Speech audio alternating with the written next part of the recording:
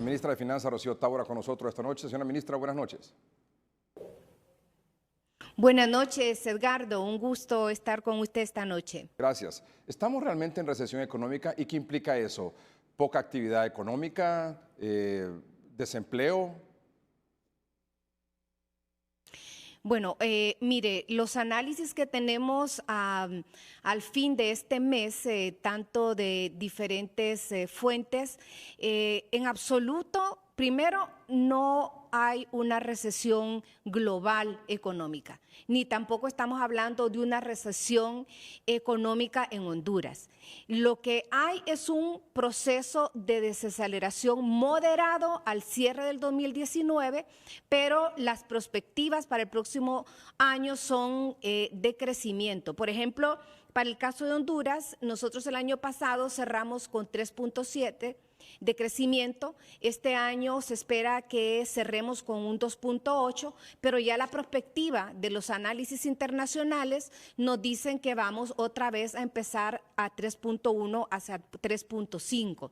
Entonces, lo que se ve es un proceso de desaceleración, pero que es moderada tanto en el contexto global como en el contexto nacional.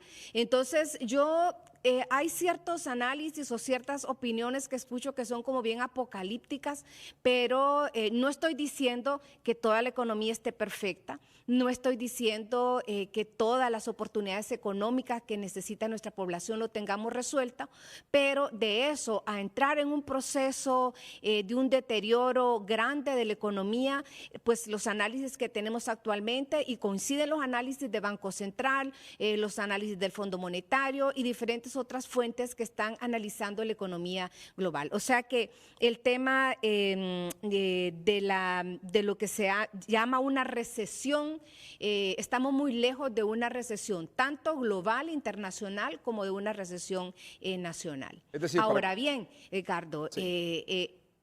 Para que estas perspectivas se den, tenemos que avanzar en los pasos correctos, ¿verdad?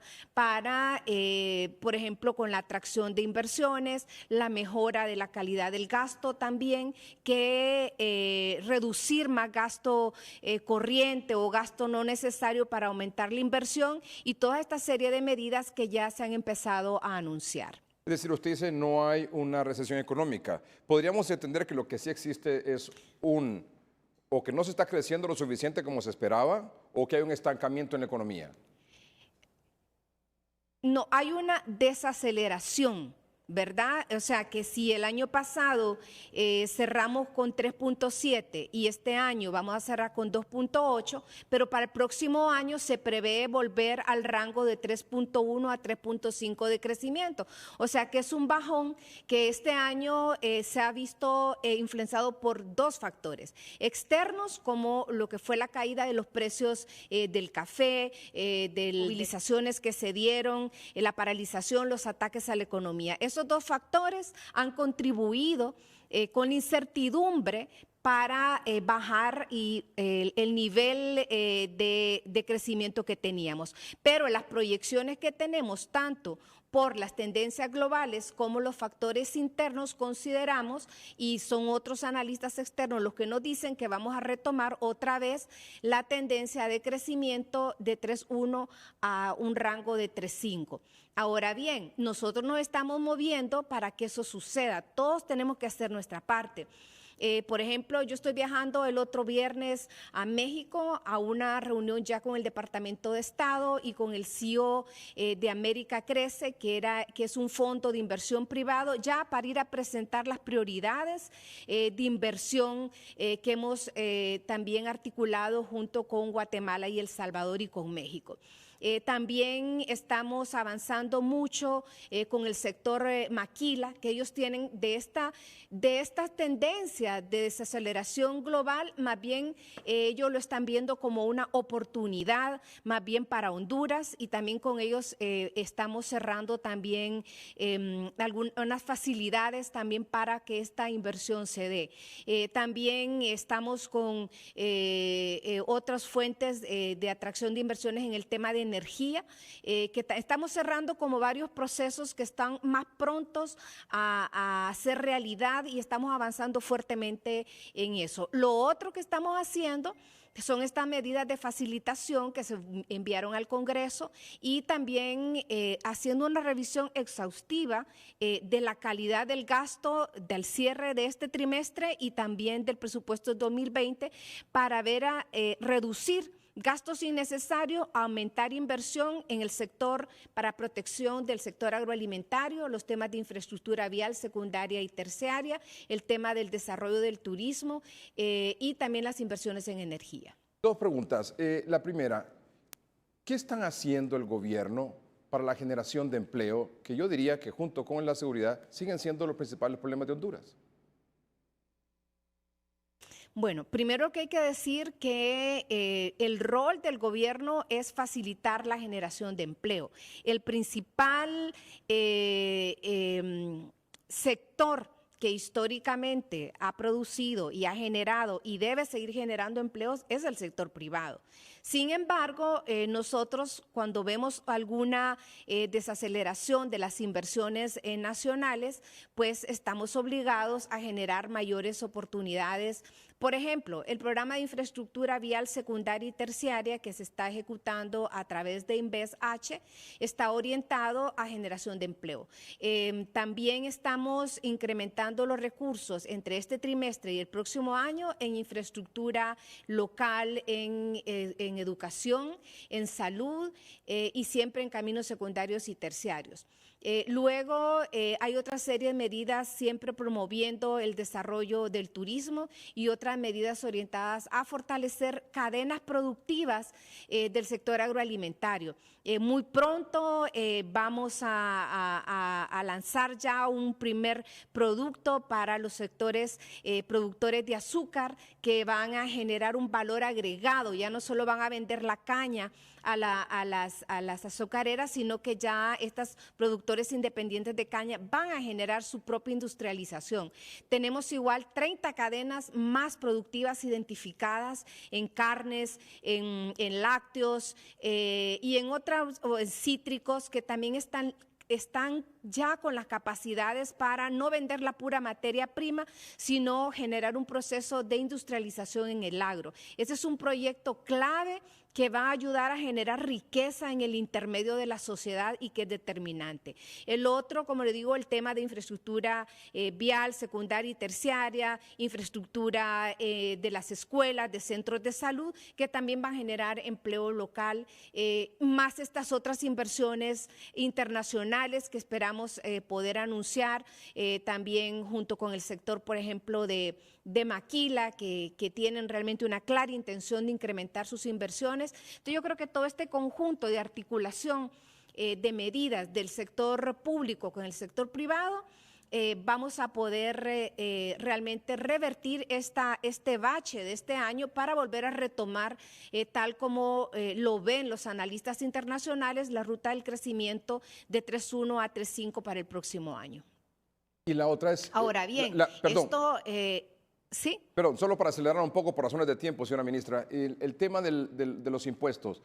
No solo la gran empresa, mediana empresa, pequeña empresa, se queja no solo de la cantidad de impuestos que hay en el país, sino que el alto porcentaje de cobro de estos impuestos, o sea, el peso que tiene esto para el crecimiento económico del país y sobre todo para el desarrollo de la pequeña y mediana empresa. ¿Qué va a hacer el gobierno con eso? ¿Cuál va a ser la decisión final con respecto a ese tema? Bueno, mire, primero, en ningún momento se está planteando incremento de ningún impuesto. Absolutamente, ni tampoco incremento de tarifas, por ejemplo, de energía, ¿verdad? Que son cosas que impactan a la población. Al contrario, lo que se están profundizando son esquemas que ya venían operando, nada más que ampliándose un poco más, exoneraciones al sector MIPYME, al sector agroalimentario, y buscar cómo estas sean más eficientes y que los productores realmente las utilicen, porque a veces no las conocen y no utilizan esos medios de exoneración. Entonces, la carga tributaria no va a aumentar. Además, recordemos que Honduras tiene el segundo nivel de gasto tributario o en otras palabras, el mayor nivel de exoneraciones de toda América Latina después de Uruguay y el primero de toda Centroamérica. Son como 7 puntos del Producto Interno Bruto que pues se van en esos incentivos. Y no siempre están generando los empleos que se han prometido, ¿verdad? Pero la carga tributaria no va a aumentar y estamos simplificando procesos y mejorando las condiciones de exoneraciones, pero para los sectores medianos, pequeños, el intermedio de la sociedad que necesita pues reactivarse más aceleradamente. Sí. Pero no habrá aumento de decir no hay nuevos impuestos, pero tampoco van a disminuir los que ya están. No. Ni van a quitar los que ya están. No, porque, bueno, todas las proyecciones que están, la carga tributaria es realmente razonable en relación al nivel de exoneraciones que también estamos dando, ¿verdad? Entonces, de momento, pues baja a eliminar impuestos, pues imagínese, nosotros tenemos obligaciones constitucionales que cumplir para garantizar la educación, la salud, la seguridad, estas inversiones que le he mencionado anteriormente y pues nosotros dependemos de las recaudaciones que podemos tener.